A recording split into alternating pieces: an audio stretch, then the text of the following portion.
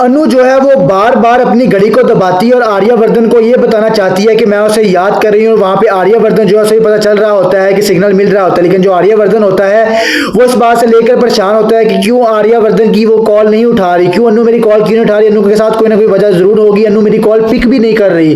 वहीं पे आप लोग को बताता चलूं कि जो अनु का फोन है वो पुष्पा ने अपने पास रख लिया, इसलिए अनु कॉल नहीं उठा रही। पुष्पा ने अनु से फोन इसलिए लिया है और उसने ये कहा है कि तुम अब कभी भी आर्यवर्धन सर से राब्ता नहीं करोगे, तुम उससे राब्ता खत्म कर दो, तुम उससे दूर हो जाओ। तो जब भी अब पुष्पा उसको बाहर भेजती है वो भी फोन के बगैर जाती है, तो जैसे उसके हाथ में सिर्फ हाथ में घड़ी होती है तो वो घड़ी को दबाती रहती है ताकि आर्यवर्धन को पता चलता रहे कि उसे याद करिए। तो आर्यवर्धन वहां पे अब इसी परेशानी में रहता है कि अनु मेरी कॉल क्यों नहीं उठा रही। अब आर्यवर्धन ने फैसला कर लिया कि वो अब जाएगा अनु से मिलने और पूछेगा क्या बात है, क्या परेशानी है, तुम मुझसे कॉल पे बात क्यों नहीं करी, तुम मुझसे क्यों नहीं राब्ता करी, क्या वजह है, मुझे वजह बताओ। ऐसे ही अब आर्यवर्धन वहां पे पहुंचता है अनु के घर के सामने, तो जैसे वो गाड़ी से बाहर निकलता है तो पीछे से कोई रोड उसके सर पे मार देता है। तो वहां पे आर्यवर्धन बेहोश हो जाता है और वहां पे जो गुंडे लोग होते हैं वो आर्यवर्धन को अपने पास ले जाते हैं। तो वहां पे आप लोग देखोगे जब अनु होती है वो अपनी घड़ी को दबा रही होती है, सिग्नल यहाँ से तो दे रही होती है लेकिन अगली तरफ से सिग्नल मसूल नहीं होते, आर्यवर्धन की तरफ से सिग्नल उसको नहीं मसूल हो रहा होता। वहां पे जो अनु है वो बार बार ट्राई करती है सिग्नल लेने के लिए, लेकिन आर्यवर्धन क्योंकि मुश्किल में है वो सिग्नल नहीं दे सकता। तो वहां पे अब जो अनु है वो आर्यवर्धन की फिक्र में लगी रहती है, वो